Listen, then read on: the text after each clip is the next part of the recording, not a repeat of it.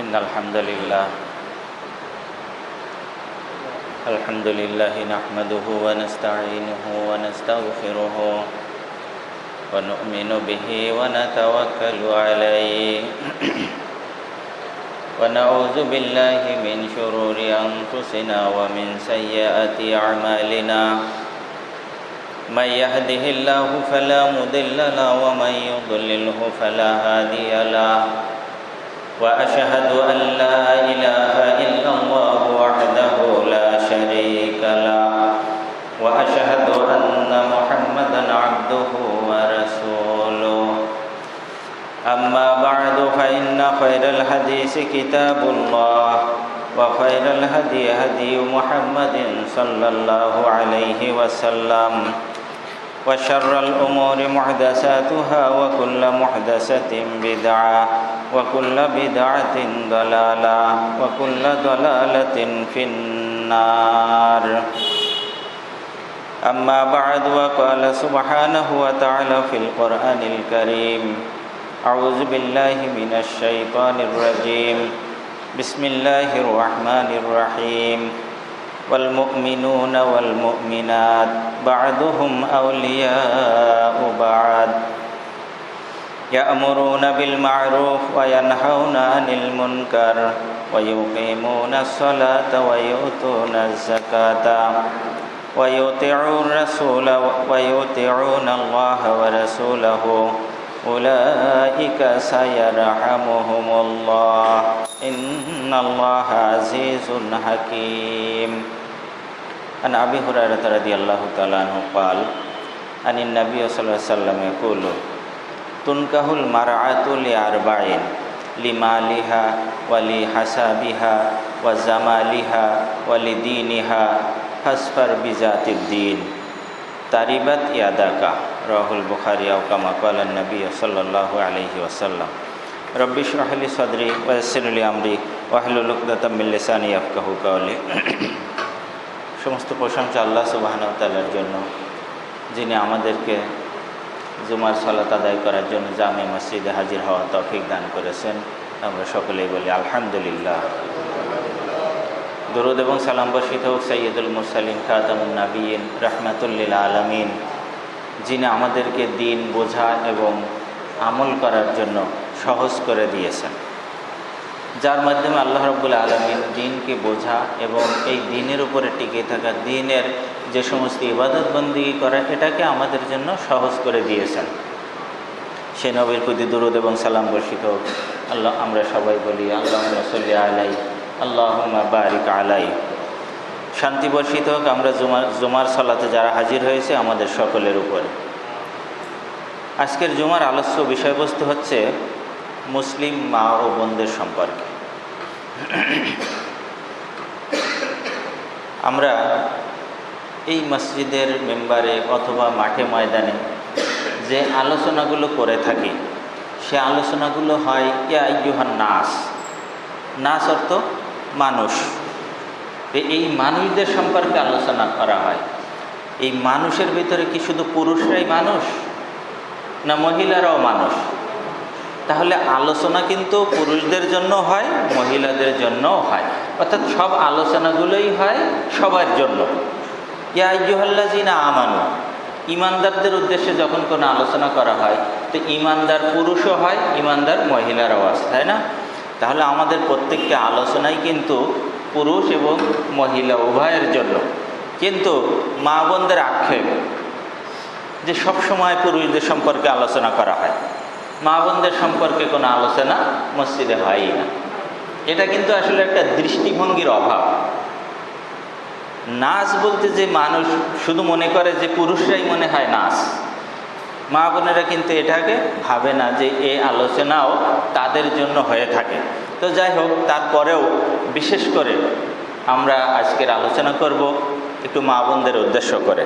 আল্লাহ রাব্বুল আলামিন এই বিষয়ের উপরে কিছু আলোচনা করার তৌফিক দান করুক ইনশাআল্লাহুল আজিজ। ওয়া মা তাওফিকি ইল্লা বিল্লাহ আলাইহি তাওয়াক্কালতু ওয়া ইলাইহি উনীব। আমরা সকলেই জানি এবং অবগত আছি, বিশ্বাসও করি যে পরকালে আমাদেরকে নাজাত পেতে হবে। পরকালে আমাদের কঠিন দিনের সম্মুখীন হতে হবে, কঠিন পরিস্থিতির সম্মুখীন হতে হবে। এই কঠিন পরিস্থিতি থেকে নাজাত পেয়ে আমাদেরকে জান্নাতে যেতে হবে, এটা আমরা সবাই কিন্তু বিশ্বাস করি। তো যারা নাজাত বিচারের ফয়সালায় যারা জিতে যাব তারা জান্নাতে যাব, আর যারা হেরে যাব তারা জাহান্নামে যাব। এটাই হচ্ছে আমাদের শেষ ফয়সালা। তো পরকালে নাজাত পেতে চাই আমরা পুরুষ মহিলা উভয় সকলে। আমি যেমন নাজাত পেতে চাই, আমার স্ত্রীও তেমন কিন্তু পরকালে নাজাত পেতে চায়, আমার মা বোনেরাও তেমনি পরকালে নাজাত পেতে চায়। সকলেই আমরা কিন্তু নাজাত পেতে চাই। সেজন্য আমাদের দুইটা বিষয় খেয়াল রাখতে হবে, জানতে হবে এবং আমল করতে হবে। একটা হচ্ছে শিরিক মুক্ত নির্ভেজাল ঈমান। ঈমান ব্যতীত কেউ জান্নাতে যেতে পারবে না, এবং সেই ঈমানটা হতে হবে নির্ভেজাল, শিরিক মুক্ত ঈমান হতে হবে। এটা যেমন পুরুষের নাজাতের জন্য যেমন জরুরি, তেমনিভাবে একজন মহিলার নাজাতের জন্যও এটা অত্যন্ত জরুরি। আরেকটি বিষয় হচ্ছে বেদাত মুক্ত সুন্নতি আমল। আমলটা হতে হবে রাসূলের পদ্ধতিতে, বেদাত মুক্তভাবেই হতে হবে। এটা যেমন পুরুষের ক্ষেত্রে প্রয়োজন, তেমনি আমাদের মা বোনদের ক্ষেত্রেও প্রয়োজন যে বেদাত মুক্ত আমল করতে হবে, রাসূলের সুন্নাহ অনুযায়ী আমল করতে হবে। যদি আমরা আমাদের কল্যাণ চাই, আমাদের ঘরকে রক্ষা করতে চাই, আমরা যদি পরকালে নাজাত পেতে চাই, তাহলে এই দুইটা বিষয় আমাদের পুরুষ এবং মহিলা উভয়ের জরুরি প্রয়োজন। অতএব আলোচনা পুরুষ এবং মহিলা উভয়ের। তারপরেও আল্লাহ রাব্বুল আলামিন বিশেষ বিশেষ ক্ষেত্রে মহিলাদের কথা বলেছেন। এই জন্য মহিলাদের কিন্তু অগ্রাধিকার বেশি, তারা অগ্রাধিকার কিন্তু বেশি পেয়েছে আলোচনার দিক থেকে। মহিলাদের সম্পর্কে যখন কোনো কথা বলবো বা কথা বলা হবে, তখন কিন্তু আমাদের মাথায় একটা চিন্তা এসে যায়, মনে হয় তাহলে আজকে পর্দা সম্পর্কে আলোচনা করা হবে, না হয় মহিলাদের যে বেহায়াপনা, চলাফেরা, উচ্ছৃঙ্খলতা, এগুলো নিয়ে হয়তো আলোচনা করা হবে, অথবা স্বামীর খেদমত করা, অথবা সন্তান প্রতিপালন করা ইত্যাদি। আমাদের ভিতরে, মাথার ভিতরে এই চিন্তা চলে আসে যে এই সম্পর্কে মনে হয় তাহলে আজকের আলোচনা হবে। কিন্তু এটাও আলোচনা জরুরি বিষয়, এটাও একটা পয়েন্ট। কিন্তু তার চাইতে জরুরি বিষয় হচ্ছে আমাদের ঈমান। মহিলাদেরকে আমরা ঈমানের জ্ঞান তেমন একটা দিতে পারি নাই, কারণ আমরা যারা মসজিদে এসেছি, আমরা অধিকাংশ পুরুষ আমাদের বাড়ির মহিলাদেরকে কিন্তু সাথে করে আনি নাই। কারণ আমরা বুঝেছি যে এই মসজিদে জুমার খুতবা এটা আমাদের জন্যই, এটা মা বোনদের জন্য না। এই জন্য আমরা আমাদের মা বোনদের এত গুরুত্ব দেই না, যত গুরুত্ব দিয়ে থাকি বাজারে নিয়ে যাওয়ার জন্য, মার্কেটিং করার জন্য। আমরা আমাদের মহিলাদেরকে যেভাবে গুরুত্বের সহিত নিয়ে যাই, ঘর থেকে বের করি, আমরা মসজিদে আনার জন্য এত গুরুত্ব আমরা দেই না। আমরা নিজেরা এসেছি, কিন্তু আমাদের মা বোনদেরকে আমরা সাথে করে আনতে পারি নাই। তার মানে নাজাত শুধু আমার জন্য, আমার মা বোনদের জন্য নাজাতের প্রয়োজন নাই। জুমার দিন, শুক্রবার ভালো মন্দ রান্না বাড়া হবে, কতগুলো বাজারঘাট করে তাদের চাপিয়ে দিয়ে আসলাম। তারা এটা রান্না বাড়া নিয়ে ব্যস্ত থাকবে, আমরা নাজাতের পথ অবলম্বন করে, নাজাতের জ্ঞান অর্জন করে যেয়ে আমরা সেই রান্না বাড়া খাবো। কিন্তু তাদের এটা প্রয়োজন আছে বলে আমরা মনে করি না।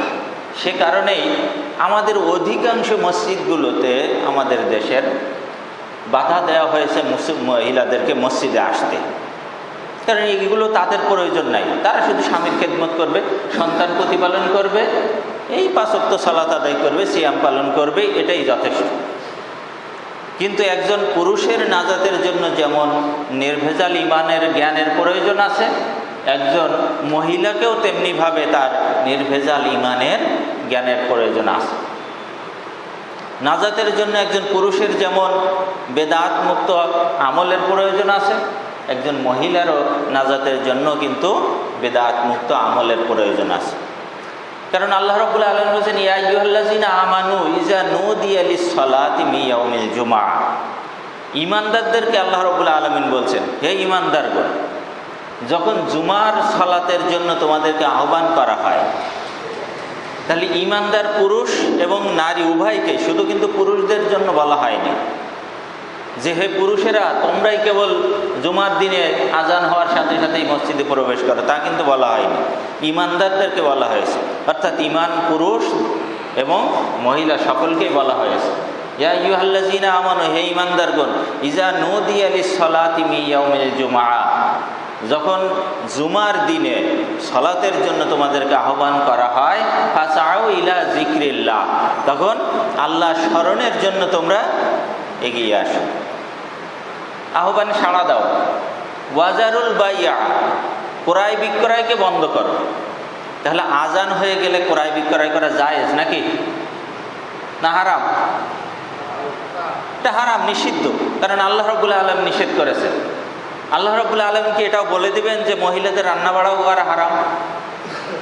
এটা আমাদের বুঝে নিতে হবে যে পুরুষদেরকে যেমনিভাবে বলা হয়েছে যে জুমার দিনে আজান হয়ে যাওয়ার পরে আর কোনো ক্রয় বিক্রয় চলবে না, অর্থাৎ ক্রয় বিক্রয় চলবে না, তাহলে অন্য কাজ কি চলবে? লেবার শ্রমিকদের কাজ কি চলবে? রিক্সাওয়ালা রিক্সা চালাতে পারবে? দিনমজুর সে মাঠে ঘাটে কাজ করতে পারবে? তা যদি না পারে তাহলে ওই মহিলাও রান্নাবাড়া করতে পারবে না, কারণ জুমার আজান হয়ে গেছে। কিন্তু এটা আমরা গুরুত্বের সঙ্গে দেখি না। কতগুলো বাজারঘাট করে দিয়ে আসলাম, রান্নাবাড়া করে রেডি রাখবা, আমরা যেই খাবো। কিন্তু এটা আমরা অনুধাবন করি না যে জুমার জন্য আজান দেয়া হলে একজন পুরুষের যেমন সব কাজ ফেলে রেখে জুমার সালাতে হাজির হতে হবে, ঠিক একজন বয়স্ক মহিলার ক্ষেত্রেও অনুরূপ আজান হয়ে যাওয়ার পরে সে আর কোনো কাজ করতে পারবে না। কিন্তু আমরা শুধু একদিকে ভেবে নিয়েছি যে এটা মনে হয় শুধু পুরুষদের জন্য, এটা মনে হয় শুধু মসজিদের মহিলাদের জন্য, এটা না। কিন্তু না, এটা পুরুষ এবং মহিলাদের, পুরুষের নাজাতের জন্য যেমন প্রয়োজন, মহিলাদের নাজাতের জন্য তেমন প্রয়োজন। কিন্তু আমরা এটাকে একেবারেই অবজ্ঞা অবহেলা করে শুধুমাত্র ঘরের মধ্যে, আল্লাহ বলছেন ইয়া আইয়ুহাল্লাযীনা আমানু উদখুলু ফিস-সিলমি কাফা, হে ঈমানদারগণ তোমরা ইসলামের মধ্যে পরিপূর্ণভাবে প্রবেশ করো। তা আজকে আমরা মসজিদে এসে ঢুকেছি পুরুষেরা, আর মহিলাদেরকে বলে এসেছি যে তোমরা ঘরের মধ্যে ঢোকো, রান্নাবাড়া নিয়ে ব্যস্ত থাকো। এরকম অর্থ বুঝলে তো হবে না।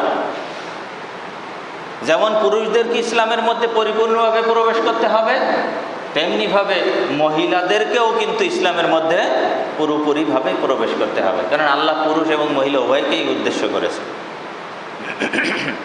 তারা শুধু আপনার সন্তান পালন করবে, আপনার জামা কাপড় ধুয়ে দেবে, আপনার খেদমত করবে, এমনটি কিন্তু তাদের কাজ নয়। শুধুমাত্র এই কাজগুলো তাদের নয়, এই কাজের পাশাপাশি তাদেরকে যেমন দিনের জ্ঞান অর্জন করতে হবে, দিন জানতে হবে, দিন বুঝতে হবে, দিন মানতে হবে, আপনার যেমন প্রয়োজন মা বোনদেরও তেমনি একইভাবেই প্রয়োজন। আর আমরা যখন কোনো বিবাহের কথা বলি তখন চট করে আমাদের যারা যুবক ছেলেরা তারা চিন্তা করে আমাকে তাহলে এবার সতী সাধ্বী নারী খুঁজতে হবে, সতী সাধ্বী নারীকেই আমাকে বিবাহ করতে হবে। কিন্তু সতী সাধ্বী নারী বলতে আমরা যেটা বুঝেছি সেটা মনে হয় ভুল। আমরা তো সতী সাধ্বী বলতে বুঝেছি যে মেয়ে তার যৌনাঙ্গকে হেফাজত করেছে, সেই হচ্ছে সতী সাধ্বী। রাসূলুল্লাহ সাল্লাল্লাহু আলাইহি সাল্লাম প্রথম স্ত্রী খাদিজা রাদিয়াল্লাহু তাআলা আনহা এ কি ছিল? বিধবা ছিল না? বিধবা মহিলাকে আল্লাহ রাসূল বিয়ে করেছে, তাহলে সে কি সতী সাধ্বী ছিল না, নাকি সে অসতী ছিল? অসতী সতী সাধ্বী বলতে আমরা কি শুধু ভার্জিন বা ইনটেক এইরকম কিছু বুঝি? এরকম কিন্তু কিছু নয়। সতী সাধ্বী হচ্ছে যে বৈধ পন্থায়, যেমন ইব্রাহিম আলাইহিস সালাম তার স্ত্রীকে নিয়ে যখন চলে যাচ্ছিল এক অত্যাচারী বাদশার সীমানা দিয়ে, অত্যাচারী বাদশা তাকে ভোগ করার জন্য তার কাছে নিয়ে গেল। বাদশা যখন তার দিকে হাত বাড়ালো তখন সারা রাদিয়াল্লাহু তাআলা আনহা তিনি কি বললেন? থামো, এখন নয়, আমাকে আগে ওযু করার পানি দাও, আমি ওযু করব, 2 রাকাত সালাত আদায় করব, তারপরে তোমার সাথে আমার কথা হবে। ওযু করলেন, 2 রাকাত সালাত আদায় করলেন এবং আল্লাহ রাব্বুল আলামিনের কাছে দোয়া করলেন যে রব্বুল আলামিন, ইব্রাহিমকে আমি নবী হিসাবে মেনে নিয়েছি এবং ইব্রাহিমকে আমি আমার স্বামী হিসেবেই গ্রহণ করেছি, আর আমি আমার লজ্জাস্থান আমার স্বামীকে ছাড়া অন্য কাউকে ব্যবহার করার সুযোগ দেই নাই।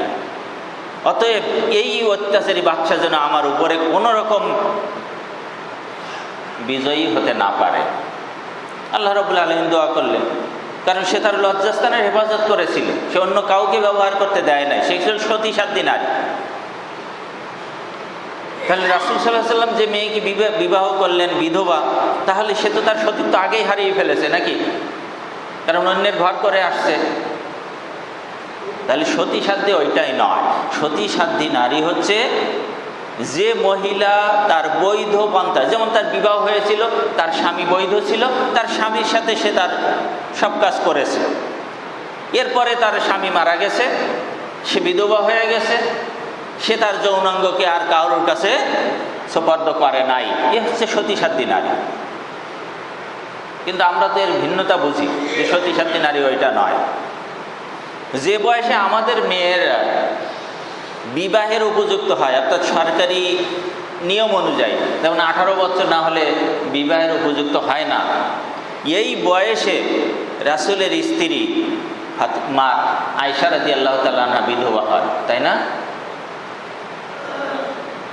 অথচ আমরা বসে আছি যে না, 18 বছরের আগে বিবাহ দেওয়া যাবে না।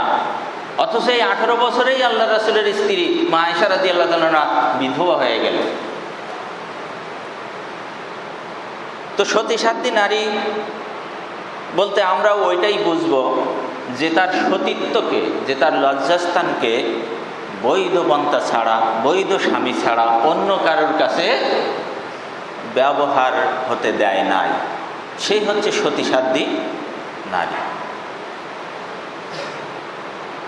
মহিলাদের ক্ষেত্রে যেমন রাসূলুল্লাহ সাল্লাল্লাহু আলাইহি ওয়াসাল্লাম কিন্তু শুধুমাত্র সতী সাধ্বী নারীদেরকে বিবাহ করতে বলে নাই, বলেছে নাকি? আল্লাহ রাসূল বলছেন, বুখারীর 5090 নম্বর হাদিস, আল্লাহ রাসূল বলছেন যে পুরুষেরা বিবাহ করে সাধারণত মহিলাদের 4টা গুণ দেখে, এই গুণ দেখে বিবাহ করতে হবে, তা আল্লাহ রাসূল কিন্তু বলেন নাই। আল্লাহ রাসূল বলছেন যে তুনকাহুল মারআতু লিআরবাঈন, তোমরা যে মহিলাদেরকে বিবাহ করো সেটা হলো 4টা গুণ দেখে তোমরা তাদেরকে বিবাহ করো। এক হচ্ছে লি মালিহা, ওই মহিলার কোনো সম্পত্তি আছে কিনা, ওই মহিলার কোনো ওয়ারেস কম আছে কিনা, মহিলার বাপের কোনো বেশি সম্পত্তি আছে কিনা, নিজের কোনো সম্পত্তি আছে কিনা। সম্পত্তির লোভ মানুষের কিয়ামত পর্যন্ত থাকবে, মৃত্যুর আগ পর্যন্ত থাকবে। তো এই সম্পত্তি দেখে তোমরা মহিলাদেরকে বিবাহ করে থাকো। ওয়ালি হাসাবিহা, তার বংশমর্যাদা দেখে তোমরা তাদেরকে বিবাহ করে থাকো। কোন বংশের মর্যাদা কত, রাজকীয় বংশ কিনা, ধনী বংশ কিনা, অমুক বংশে তমুক বংশের আছে না, যেখানে গেলে সাপোর্ট পাওয়া যাবে, নির্যাতিত আর হবে না, বরং নির্যাতন করতে পারবে, এরকম অনেক বংশ দেখে মানুষ বিবাহ করে থাকে। ওয়া জামালিহা, আর তার সৌন্দর্য, তার সম্পত্তি নাই, তার বংশমর্যাদা নাই, অভাবী ঘরের মেয়ে কিন্তু চেহারা সুরত ভালো, তার সৌন্দর্য ভালো, এই জন্য তোমরা ওই মেয়েকে বিবাহ করে থাকো। ওয়ালি দীনিহা, আর একটা বললেন যে তার দিনদারিত্ব দেখে তোমরা বিবাহ করে থাকো। অর্থাৎ 4টা গুণের কথা আল্লাহ নবী বললেন যে তোমরা তার সম্পদ, তার বংশমর্যাদা, তার চেহারা সুরত এবং তার দিনদারিত্ব, এইগুলোর যে কোনো একটা পেলেই তোমরা মহিলাদেরকে বিবাহ করে থাকো। আর সব কটা গুণ পাইলি তো আলহামদুলিল্লাহ। তো আল্লাহর নবী যে কথাটি বললেন সেটা হচ্ছে ফাসফার বিজাতির দিন, এই সবগুলোকে উপেক্ষা করে তোমরা দিনদারিত্বকে প্রাধান্য দিবে। যার দিনদারিত্ব আছে, যে মেয়েটা ধার্মিক, যে মেয়েটা পরহেজগার, সেই মেয়েকে তোমরা বিবাহ করবে। তরিবাত ইয়াদাকা, যদি তোমরা এর ব্যতিক্রম করো তাহলে তোমরা কি করবে, ক্ষতিগ্রস্ত হবে। আল্লাহ রাসূল বলছেন যদি সম্পদ দেখে বিবাহ করো ক্ষতিগ্রস্ত হবে, যদি তার বংশমর্যাদা দেখে বিবাহ করো ক্ষতিগ্রস্ত হবে, যদি তার চেহারা সুরত দেখে বিবাহ করো ক্ষতিগ্রস্ত হবে। কিন্তু যদি তার দিনদারিত্ব, তার দিনদারি, তার পরহেজগারিতা এটা দেখে বিবাহ করতে পারো তাহলে ক্ষতিগ্রস্ত থেকে বেঁচে যাবে। কল্যাণ তোমার 2 হাতকে ভরে দেবে। অর্থাৎ অন্যান্য হাদিসের ভাষা হচ্ছে এরকম।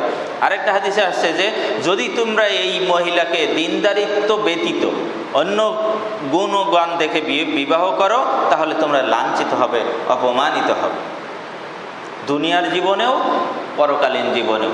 যার ধার্মিকতা নাই, যার চেহারা সুন্দর, এই মেয়েকে নিয়ে আপনি ঘর করতে পারবেন না। কারো না কারো নজর তার দিকে পড়ে যাবে, দেখা গেল সে জনগণের সম্পত্তিতে পরিণত হতে পারে, এভাবে ক্ষতিগ্রস্ত হবে। সম্পদ আছে, সম্পদের মোহে আপনি যা ইচ্ছা তাই করতে পারেন। স্ত্রীর সম্পদ নিজের সম্পদ মনে করে ভোগ করে আপনি দুনিয়ায় যা ইচ্ছা তাই করতে পারেন, নিজেকে ইসলাম থেকে দূরে সরিয়ে নিয়ে যেতে পারেন। এইভাবে বিভিন্ন জিনিসের কথা আল্লাহ নবী বললেন, বিভিন্ন দিকের কথা। এর ভিতরে যদি দিনদারিত্ব দেখে বিবাহ করতে পারো, তাহলে তোমরা কল্যাণ প্রাপ্ত হবে, তোমাদের দুই হাতকে আল্লাহ কল্যাণ দ্বারা ভরে দেবে। আর অন্যথায় ক্ষতিগ্রস্ত হবে, লাঞ্ছিত হবে। এই দিনদারিত্ব বলতে আমরা কি বুঝি? এই গত কয়েকদিন আগের ঘটনা, আমার এক আত্মীয় ছেলে বিবাহের জন্য যাবে মেয়ে দেখতে, আমাকে ধরেছে, আমাকে যেতে হবে। আমি বললাম না, আমি যাব না। তো বললো না, যেতে হবে, তুমি শুধু চুপ করে থাকবা, কোনো কথা বলবা না, আমাদের সঙ্গী হিসাবে যাবো। তা আমি গেলাম, যে দেখলাম যে তাদের পরিবেশটা কি, কেমনভাবে তারা কি জিজ্ঞাসা করে। যে সেখানে আসরের সালাত আদায় করে আমরা তাদের বাসায় ঢুকছি। তো এরপরে আমাদের হালকা নাস্তা পানির ব্যবস্থা করলো, আমরা সেটা নাস্তা পানি গ্রহণ করলাম। এরপরে বলা হলো যে সন্ধ্যা হয়ে যাচ্ছে, তাড়াতাড়ি মেয়েকে নিয়ে আসেন, আমরা দেখি। তো দেখা গেল যে তখন খবর আসতেছে যে মেয়ে নামাজ পড়তেছে।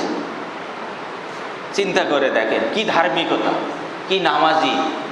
এত সময় নামাজ পড়ার সুযোগ পায়নি সে এখন শুনতেছি যে নামাজ পড়তেছে নাকি। ঠিক আছে, নামাজ পড়ুক। নামাজ পড়ে আসছে, আসার পরে এবার তারা জিজ্ঞাসা করতেছে, বিভিন্ন কথাবার্তা জিজ্ঞাসা করলো। করার পরে এবার ধার্মিকতা যাচাই করতেছে। জিজ্ঞাসা করলো যে তুমি কি কোরআন পড়তে পারো? হ্যাঁ পারি। কয় খতম দিয়েছো? 5 খতম দিয়েছি। নামাজ 5 ওয়াক্ত পড়ো? হ্যাঁ পড়ি। এরপরে সূরা ফাতিহাটা পড়ো তো? পড়লো। আত্তাহিয়াতু পড়ো তো? অর্ধেক পড়ে আর পড়তে পারলো না। বলতেছে যে না, ভয় পেয়ে গেছে, এই জন্য। আচ্ছা ঠিক আছে, ভয় পেয়ে গেছে। এই হচ্ছে তার দিনদারিত্ব পরীক্ষা করা হয়ে গেল। সে নামাজ পড়ে কিনা, সে কোরআন খতম করেছে কিনা, সূরা ফাতিহা পড়তে পারে কিনা, তার দিনদারিত্ব কিন্তু পরীক্ষা করা হয়ে গেছে। কিন্তু আসলেই কি এটা দিনদারিত্ব পরীক্ষা করার একটা বিষয়? রাসূল সাল্লাল্লাহু আলাইহি সাল্লাম কিভাবে দিনদারিত্ব পরীক্ষা করেছিলেন মহিলাদেরকে? মুসলিম শরীফের একটি হাদিস দেখুন, 1082 নম্বর হাদিস। মুয়াবিয়া বিন হাকাম আস-সুলামি রাদিয়াল্লাহু তাআলা আনহু, তার এক বাদী ছিল। তার ছাগল চড়াতো। ছাগল এক জায়গায় চড়াচ্ছে, মাঠে, উহুদের মাঠে ছাগল চড়াচ্ছে।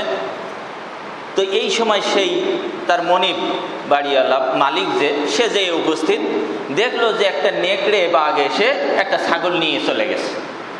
কিন্তু ওই বাদীটা কিছুই করতে পারলো না, কারণ সে তো নিয়েই চলে গেছে।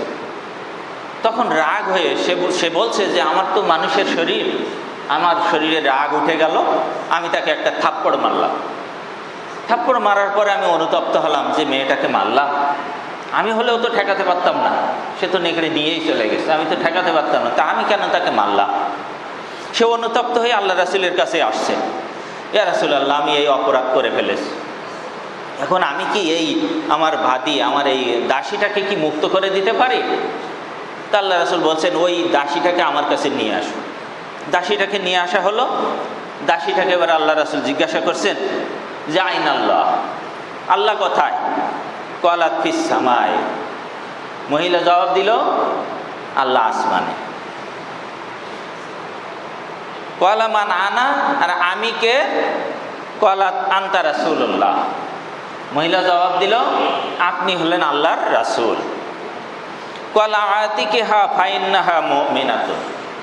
তখন আল্লাহ নবী বললেন, তাকে মুক্ত করে দাও, সে মুমিনা। সে মুমিনা, তার পরীক্ষা করা হয়ে গেছে। আমি কে সে বলতে পেরেছে, আল্লাহ কোথায় থাকে তাও সে বলতে পেরেছে। এটাই হচ্ছে মানুষের দিনদারিত্ব, এটাই হচ্ছে ঈমানের মূল বিষয়, যে আল্লাহ সম্পর্কে পরিচয় করিয়ে দিতে হবে, আল্লাহ সম্পর্কে জানতে হবে, আল্লাহ কোথায় থাকেন, আল্লাহর অবস্থানটা কি, আল্লাহ কি করতে পারেন, এ সম্পর্কে আগে জ্ঞান অর্জন করতে হবে। তা না করে কোরআন খতম করেছো, কয় খতম দিয়েছো, সূরা ফাতিহা পড়তে পারো কি না, এটাই হচ্ছে দিনদারিত্ব। ওই মেয়েকে যদি জিজ্ঞাসা করা হতো আল্লাহ কোথায় থাকে, সে বলতো আল্লাহ সব জায়গায় থাকে। আমার বিশ্বাস, কারণ হানাফি ভাইদের ঘরের মেয়ে, সে তো তাই বলবে, তার পিতামাতার আকীদাও তাই, সেও তাই বলবে। আল্লাহর কি আকার আছে, সে বলবে হ্যাঁ, না আল্লাহর আকার নাই, আল্লাহ নিরাকার, সব জায়গায় বিরাজমান, এরকমই জবাব দিবে। এগুলো দিয়েই তো মানুষকে পরীক্ষা করতে হয় যে তার আসলে ঈমান বিশুদ্ধ কিনা, তার ঈমানটাকে নির্ভেজাল কিনা, তার ঈমান মধ্যে ভেজাল আছে কিনা, এটাই বিশ্বাস করতে হবে, এইভাবেই পরীক্ষা করতে হবে। কিন্তু তা না করে আমরা দিনদারিত্ব পরীক্ষা করি, কোরআন খতম কয়টা দিয়েছে। অপরপক্ষে যদি ছেলেকে দেখতে আসে, ছেলের দিনদারিত্ব যদি জানতে চায় মেয়েরা, তাহলে জিজ্ঞাসা করে ছেলে কি আসলে চিল্লা দিয়েছে কিনা, দিলে কয় চিল্লা দিয়েছে, কোনো পীরের মুরিদ হয়েছে কিনা, এগুলোই জিজ্ঞাসা করা হয়। পাগড়ি মাথায় আছে কিনা, 5 ওয়াক্ত নামাজে যায় কিনা, কিন্তু আসল খবর নাই।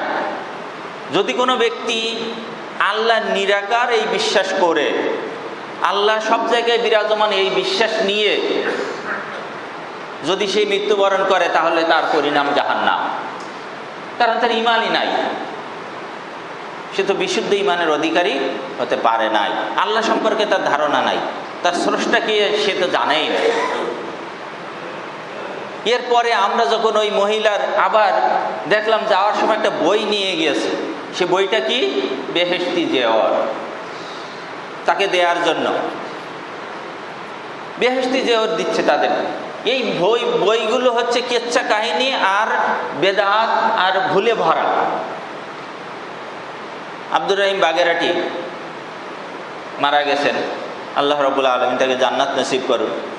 উনি বলেছিল যে এই কিতাব প্রথম থেকে শেষ পর্যন্ত যদি কেউ পড়ে, তাহলে তাকে তওবা করে ঈমান আনতে হবে, নতুবা তার ঈমান থাকবে না। আসলেই বাস্তব। এই কিতাবগুলো হচ্ছে সব শিরিক এবং বেদাতে ভরা, এগুলো পড়লেই তওবা করা লাগে। এই সমস্ত কিতাবগুলো আমরা তাদেরকে দেই।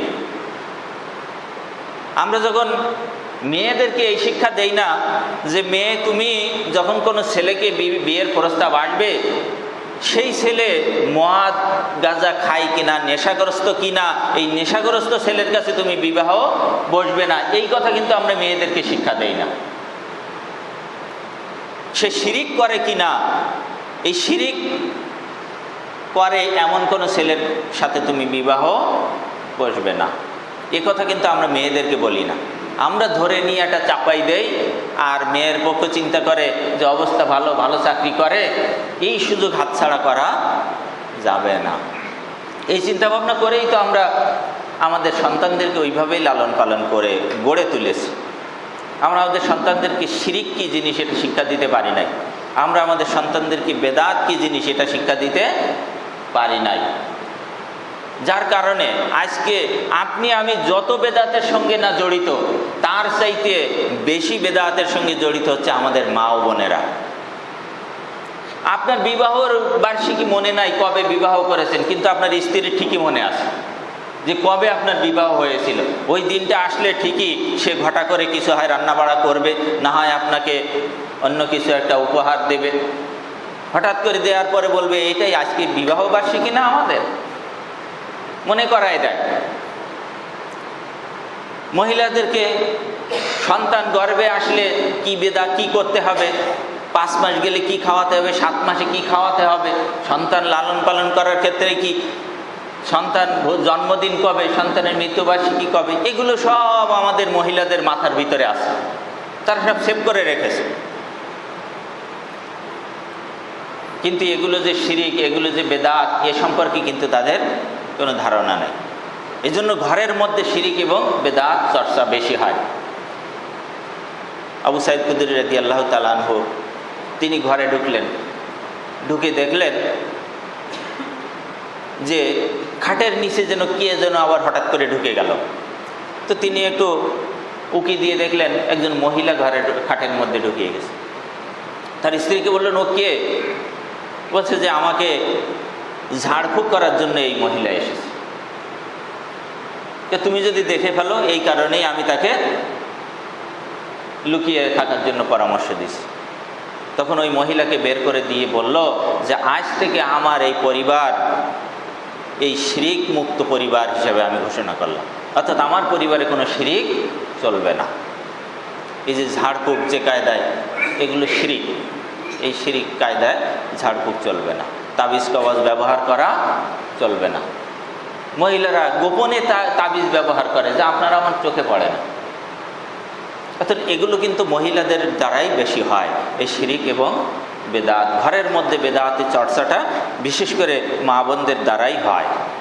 তো আমরা যখন মহিলাদেরকে দেখতে যাব কোনো মেয়ের, ছেলে মেয়ের সম্বন্ধের জন্য, তাহলে আমরা তাকে শিরিক এবং বেদাত এই বইটা দিতে পারি, আমরা তাকে একটা তাওহীদের বই দিতে পারি, এগুলো সম্পর্কে সে জানবে, তাওহীদ সম্পর্কে সে শিখবে। তা না করে আমরা মকসিদুল মুমিনিন, হাজাইল আমল, বেহেশতি জিওর এগুলো নিয়ে যাই। আপনি আশ্চর্য হয়ে যাবেন, আমাদেরই আকীদার লোক, জন্মগত আহলুল হাদিস, বাপদাদার 14 গোষ্ঠী সব আহলুল হাদিস, একবার বই মেলায় যেয়ে দেখা হলো একবার সঙ্গে, বেহেশতি জিওর কিনতেছে। আমি বললাম কি, তোকে এটা আপনার ভাবির খুব পছন্দ। আমি অবাক হয়ে গেলাম যে যার 14 গোষ্ঠী আহলুল হাদিস, তার ওয়াইফের নাকি এই বই খুব পছন্দ। এটাগুলো কি? কারণ দৃষ্টিভঙ্গির অভাব। আমরা মহিলাদের কোনো কিতাব খুঁজে পাই না। আমরা যদি কোনো লাইব্রেরিতে যাই, তা আমরা শুধু দেখি পুরুষের কিতাব, মহিলাদের কোনো কিতাব সেখানে খুঁজে পাই না। তারা পড়বে কি? অথচ আমরা যখন লাইব্রেরিতে ঢুকি তখন দেখি তার অধিকাংশ কিতাবই হলো মহিলাদের কিতাব। ওই যে তাওহীদের কিতাব, ওটা কার কিতাব? ওটা মহিলাদের কিতাব নয় না, ওটা শুধু পুরুষের কিতাব। পুরুষরাই কি শুধু তাওহীদ জানবে, মহিলারা জানবে না? ওই যে শিরিক বিদাতের কিতাব, এটা কি শুধু পুরুষের কিতাব না এটা মহিলাদেরও কিতাব? তাহলে ওটাও তো পুরুষ মহিলা সবারই কিতাব। অপরন্ত মহিলাদের কিতাব বেশি। ওই যে দেখা যাচ্ছে হায়েজ নিফাসের কিতাব, এটা তো মহিলাদের কিতাব। সন্তান প্রতিপালনের কিতাব, ওই যে দেখা যাচ্ছে যে চুল ভুরুজ ফিলাপ করা যাবে কিনা, দাড়ি কি বলে দাঁত চিকন করা যাবে কিনা, ওই কিতাবটাও তো মহিলাদের কিতাব, তাই না? তালাকের পরে ইদ্যত পালন করার যে কিতাব, এটাও তো মহিলাদের কিতাব। তাহলে মহিলাদের কিতাবই তো বেশি।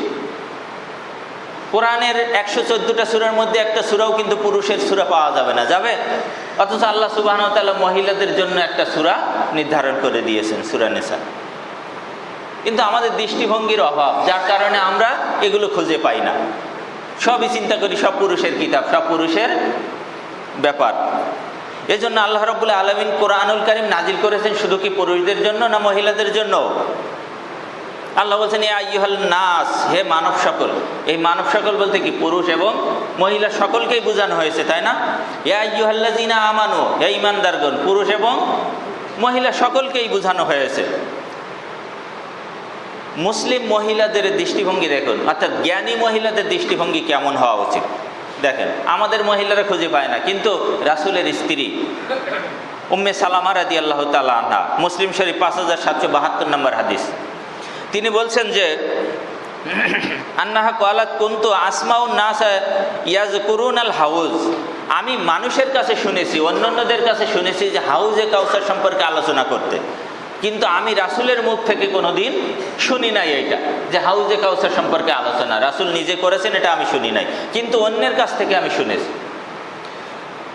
ওয়ালাম আসমাউ জালিকা মিন রাসূলুল্লাহ সাল্লাল্লাহু আলাইহি ওয়াসাল্লাম ফালাম্মা কানা ইয়াওমান ফি জালিকা, হঠাৎ একদিন, রাসূলের ঘর তো মসজিদের সাথেই ছিল, একদিন হঠাৎ করে আল্লাহর রাসূল সাহাবীদেরকে নিয়ে এই হাউজে কাউসার সম্পর্কে আলোচনা করতেছিলেন। ওয়াল জারিয়াতু তামশুতুনি, আর রাসূলের স্ত্রী উম্মে সালামা রাদিয়াল্লাহু তাআলা তিনি বলছেন যে আমার মাথা আছড়িয়ে দিচ্ছিল একটা মহিলা।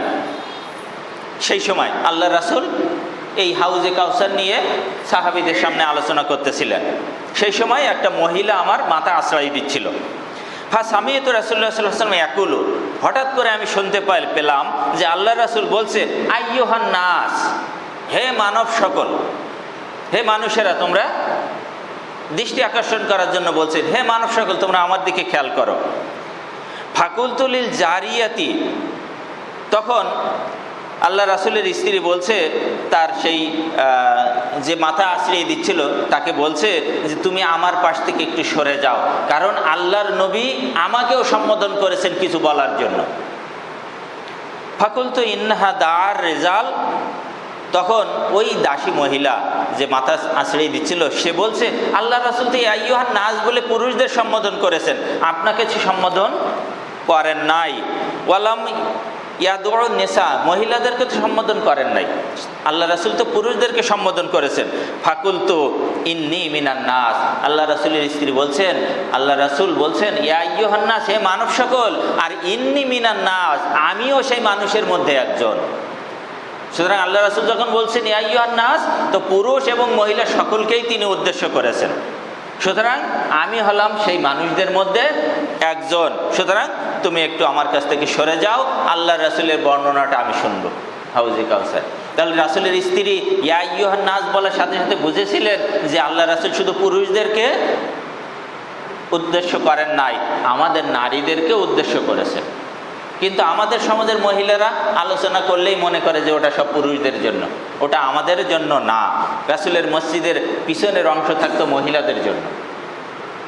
আল্লাহ রাব্বুল আলামিনের শুকরিয়া যে এখানে একটি মসজিদ তৈরি হয়েছে, যাদের প্রচেষ্টা আল্লাহ তাদেরকে কবুল করে নিন। যে মসজিদে পুরুষ এবং মহিলারা উভয়ই এই দ্বীনের জ্ঞান অর্জন করার সুযোগ পায়, দৈনিক ওয়াক্তেও আসতে পারে, আবার জুমার দিনেও এখানে একত্রিত হয়ে দ্বীনের জ্ঞান অর্জন করতে পারে, সেই সুযোগ কিন্তু এই মসজিদে আছে। এই জন্য আল্লাহ রাব্বুল আলামিনের আরেকবার আমরা শুকরিয়া আদায় করি যে না, এই মসজিদে আমাদের মা বোনদেরও নিয়ে আসার সুযোগ আছে, আলহামদুলিল্লাহ। সুতরাং আমরা যদি এই সুযোগটাকে কাজে না লাগাই, তাহলে কিন্তু আমরা জবাবদিহির মধ্যে পড়ব। কুল্লুকুম রাইন ওয়া কুল্লুকুম মাসউলুন আন রাইয়াতিহি, অর্থাৎ প্রত্যেক ব্যক্তি হচ্ছে প্রতিনিধি, প্রত্যেক ব্যক্তি হচ্ছে দায়িত্বশীল, তার প্রত্যেক কাজের জন্য তার অধীনস্থদের জন্য কিন্তু জবাবদিহি করতে হবে। আপনি শুধু নাজাতের জন্য মসজিদে আসবেন আর আপনার স্ত্রীদেরকে নিয়ে আসবেন না, এটা কিন্তু আপনি করলে চলবে না। এজন্য আপনাকে জবাবদিহি করতে হবে। সূরা বাকারা 221 নম্বর আয়াত, আল্লাহ রাব্বুল আলামিন বলছেন যে ওয়ালা তানকিহুল মুশরিকাত হাত্তা ইউমিনা, ওয়ালা তানকিহুল মুশরিকাত, পুরুষদেরকে আল্লাহ রাব্বুল আলামিন বলছেন যে তোমরা কোনো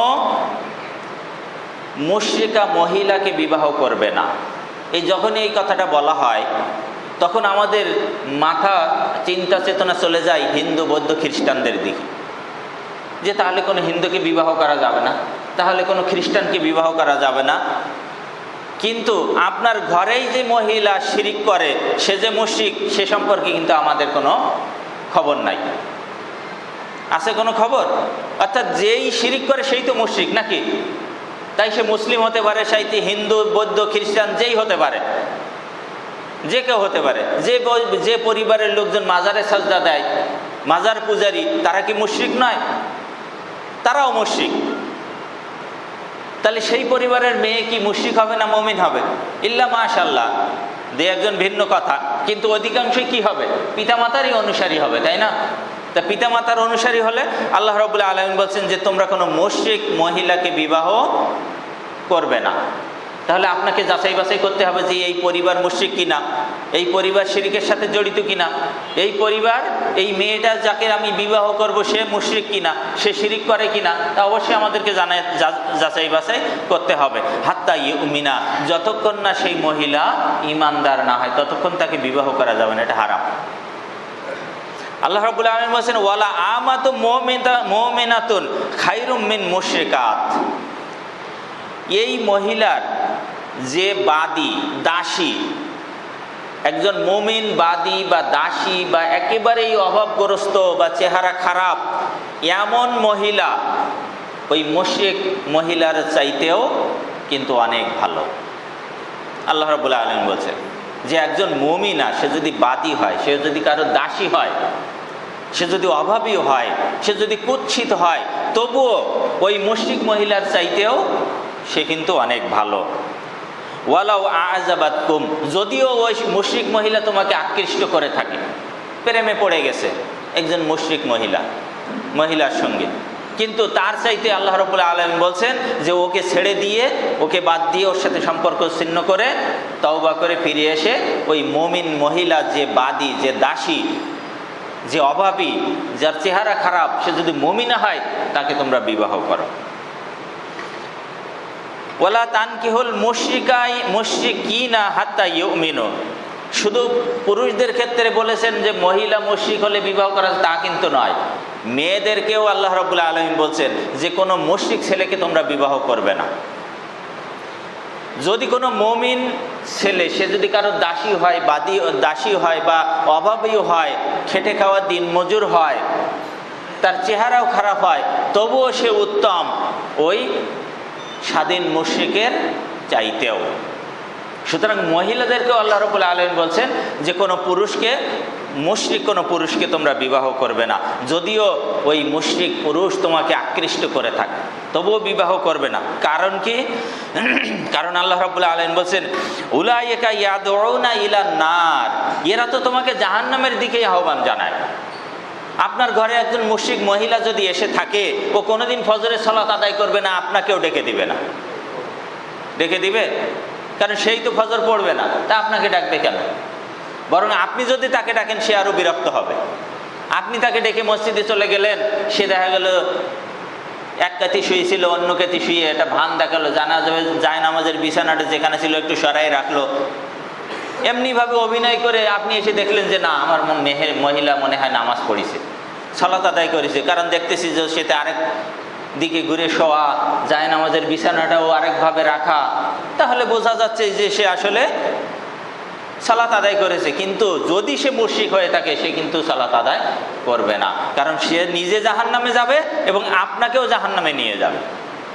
এজন্য আল্লাহ রাব্বুল আলামিন বলছেন উলাইকা ইয়াদউনা ইলান নার, তারা তো জাহান্নামের দিকে আপনাকে আহ্বান করবে, আপনাকে জাহান্নামের দিকে নিয়ে যাবে। আল্লাহু ইয়াদউনা ইলাল জান্নাহ, অথচ আল্লাহ রাব্বুল আলামিন আপনাকে চাচ্ছেন যে আপনি জান্নাতমুখী হন। আল্লাহ আপনাকে জান্নাতের দিকে আহ্বান জানাচ্ছেন। ওয়াল মাগফিরা, এবং ক্ষমার দিকে আল্লাহ আপনাকে আহ্বান জানাচ্ছেন বিইজনিল্লাহ, তার নিজের ইচ্ছায়। আল্লাহ রাব্বুল আলামিন নিজের ইচ্ছায় আপনাকে জান্নাতের দিকে এবং ক্ষমার দিকে আহ্বান জানাচ্ছেন। আর ওই যে মুশরিক মহিলা যাকে আপনি ঘরে নিয়ে এসেছেন, সে আপনাকে জাহান্নামের দিকে নিয়ে যাচ্ছে, জাহান্নামের দিকে আহ্বান জানাচ্ছে। নূহ আলাইহিস সালামের একটি সূরা নূহ এর 26 এবং 27 নম্বর আয়াতের দিকে একটু খেয়াল করুন। দেখেন আল্লাহ রাব্বুল আলামিন কি বলছেন। ওয়াকালা নূহ আলাইহিস সালাম বলছেন, রব্বি, হে আমার রব, লা তাজআল আলাল আরদি মিনাল কাফিরিনা দাইয়ারা, এই জমিনের বুকে রব্বুল আলামিন তুমি একটা কাফেরকেও ছেড়ে দিও না, বাঁচিয়ে রেখো না, সবকে ধ্বংস করে দাও, সকলকেই তুমি ধ্বংস করো, একটাকেও তুমি বাঁচিয়ে রেখো না। যেমন হিটলার, সে 60 লক্ষ ইহুদিকে মেরে ফেলেছিল, কয়েকটাকে বাঁচিয়ে রেখেছিল, বেঁচে গিয়েছিল যারা। হিটলার সেদিন নাকি এই কথাই বলেছিল যে আমি এই 60 লক্ষ ইহুদিকে যে কেন মারলাম, এইটা তোমরা জানতে পারবে এই যে কটাকে বাঁচিয়ে রেখেছে এই কটার কারণে। এখন তো মানুষ তাই জানতে পেরেছে, তাই না, যে ইহুদিরা সারা বিশ্বকে কিভাবে অস্থির করে ফেলেছে, পৃথিবীর সমস্ত মুসলিমদেরকে কিভাবে তারা নির্যাতনের মুখে রেখেছে, এটা বিশ্ব এখন বুঝতে পেরেছে। হিটলারকে এখন মানুষ বাহাবা দিচ্ছে যে না, সে যদি সমূলে ধ্বংস করত তাহলে ভালো হতো।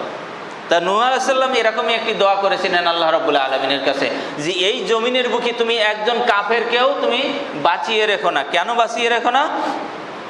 ইন্নাকা ইন তাজারাহুম, যদি তুমি একজন কাফেরকেও বাঁচিয়ে রাখো তাহলে কি করবে? ইউদিল্লু ইবাদাকা, তোমার বান্দাদেরকে তারা পথভ্রষ্ট করবে। ওই একজন কাফের যদি বেঁচে থাকে, ওই তোমার বান্দাদেরকে পথভ্রষ্ট করবে, তাই না? নাকি দুইটা ছেলে দুই রকম, একটা ইমানদার 5 ওয়াক্ত সালাত আদায় করে মুসলিম, আর একটা হচ্ছে বেঈমান কাফের মুশরিক। দলে ভারী কার? এই ইমানদার ছেলে যদি 5 জন বন্ধুকে দাওয়াত দেয়, কেউ আসবে না, কিন্তু ওই মুশরিক ছেলে যদি 5 জন বন্ধুকে নিয়ে একদিকে যেতে চায়, 5 জনই চলে যাবে, কিন্তু এই ইমানদার ছেলের দিকে কেউ আসবে না। এটাই তো হচ্ছে, তাই না? নাকি শয়তানের দলে ভারী। তো ইন্নাকা ইন তাজারহুম, যদি তুমি একজন কাফেরকেও এই জমিনে বাঁচিয়ে রাখো, ইউদিল্লু ইবাদাকা, তাহলে তারা তোমার বান্দাদেরকে পথভ্রষ্ট করে দেবে। ওয়ালা ইয়ালিদু, আর তারা জন্ম দেবে ইল্লা ফাজেরান কাফারা, যত কাফের যত পাপাচারী তাদের বংশ থেকে তাদের ঘর থেকে যা বের হবে তারা সব এই কাফের এবং পাপাচারী জন্ম দিবে। তা আপনি একটা মুশরিক মহিলাকে যদি ঘরে নিয়ে আসেন, তার সন্তান যা হবে তা কি হবে? ইল্লা মাশাআল্লাহ, দুই একটা ঘরে হয়তো আল্লাহর ওলি বের হয়ে আসতে পারে, কিন্তু অধিকাংশের কথা বলা হচ্ছে যে অধিকাংশ এই মহিলারা তারা জন্ম দিবে এই কাফের এই পাপাচারী সন্তান। এই জন্য আপনি আমি যখন আমরা আমাদের মা বোনদেরকে শিরিক মুক্তভাবে জীবনযাপন করাতে চাই এবং করতে চাই, তাহলে একটা শিরিক মুক্ত মহিলা যদি আমার ঘরে আসে, তাহলে ওই মহিলা যদি শিরিক মুক্ত হয়, সে যদি ইমানদার হয়, তাহলে তার সন্তানাদি যা হবে তা কি ইমানদারই তো হবে নাকি? ইমানদারই হবে। আর যদি শিরিকের বেদাতে ভরা মহিলা আপনার ঘরে আসে, তাহলে কি জন্ম দিবেন? যা জন্ম হবে সবই তো ওই শিরিক বেদাতের পথেই হাঁটবে। আল্লাহ রাব্বুল আলামিন এই জন্য বলছেন যে আজ ঝানি লা ইয়ানকিহু ইল্লা ঝানিয়া, একজন বেবিচারী সে বেবিচারী ছাড়া আর কাউকে বিবাহ করবে না। আও মুশরিকা, অথবা একজন মুশরিকাকেই বেছে নেবে। ওয়া ঝানিয়া লা ইয়ানকিহু ইল্লা ঝানিয়া ও মুশরিকা, আর কোনো পুরুষ বেবিচারী বা কোনো মহিলা বেবিচারী এরা কিন্তু বেছে নিবে ওই বেবিচারী পুরুষ বা বেবিচারী নারীকে। সুতরাং ইমানদার লোক বেছে নিবে কাকে? ইমানদার লোক ইমানদারদেরকেই বেছে নিবে, আর বেবিচারীরা বেছে নিবে বেবিচারীদেরকে। আর এই মুশরিক নারীরা হচ্ছে ইন্নামাল মুশরিকুনা নাজাসুন। আল্লাহ রাব্বুল আলামিন বলছেন যে মুশরিকরাই হচ্ছে নাজাস। শরীরে সাবান দিয়ে এত সুন্দর পরিষ্কার পরিচ্ছন্ন, কিন্তু ভিতরটা হচ্ছে কি নাজাস, অন্তরটা হচ্ছে অপবিত্র। অন্তরটা হচ্ছে আসল জিনিস। কারণ যার দেহে রুহু আছে সে সজাগ আছে, সে সচেতন, আর যার রুহুটা নাই সে কিন্তু মরা লাশ, সে কিন্তু অচেতন। এজন্য রুহুটাই হচ্ছে আসল জিনিস।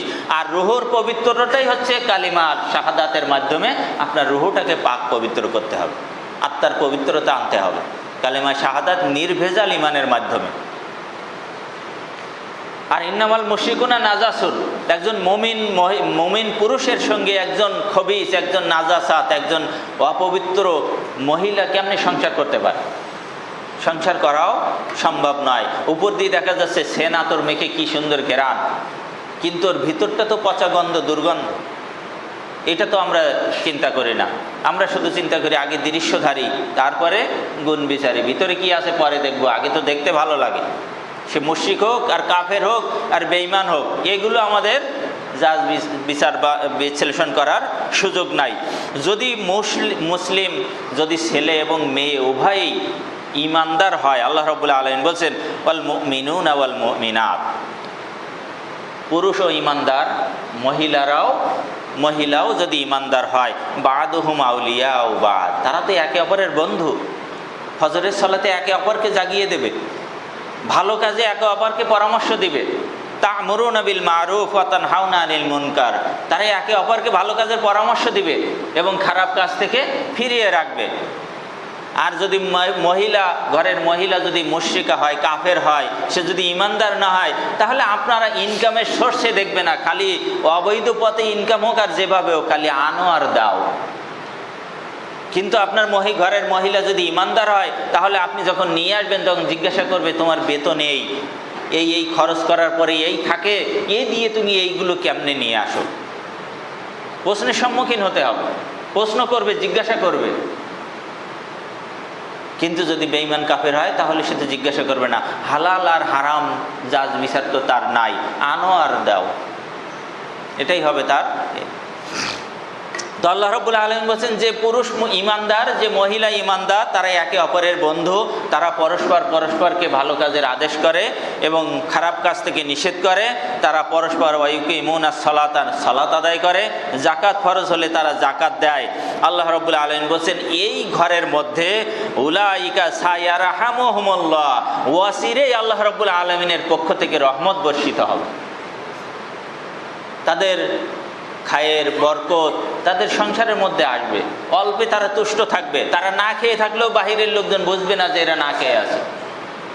কারণ আল্লাহ রাব্বুল আলামিন তাদেরকে সেইভাবেই লালিত পালিত করবে, সেই ঘরটাকে সেইভাবেই গড়ে তুলবেন, এই ঘরের সন্তানাদি ওইভাবেই বেড়ে উঠবে, ওই পরিবেশেই মানুষ হবে। ইন্নাল্লাহা আজিজুন হাকিম, নিশ্চয় আল্লাহ হচ্ছে মহাপরাক্রমশালী এবং মহাজ্ঞানী। আল্লাহ রাব্বুল আলামিন এই ধরনের মুমিন এবং মহিলা, পুরুষ মহিলা, এই ঈমানদার পুরুষ এবং মহিলাদের জন্য বলছেন যে ওয়াদাল্লাহুল মুমিনিনা ওয়াল মুমিনাত, এই ধরনের ঈমানদার পুরুষ এবং ঈমানদার মহিলাদের জন্য জান্নাতিন তাজরি মিন তাহতিহাল আনহার, তাদের জন্য রয়েছে আল্লাহ রাব্বুল আলামিনের নিকটে এমন জান্নাত যে জান্নাতের তলদেশ দিয়ে নহরসমূহ প্রবাহিত হতে থাকবে। খালিদিনা ফিহা, তারা সেখানে থাকবে চিরস্থায়ীভাবে। মাসাকিনা তয়্যিবাতান ফি জান্নাতি আদেন, জান্নাতে আদনের মধ্যে তাদের বসবাসের জন্য ঘর তৈরি হবে।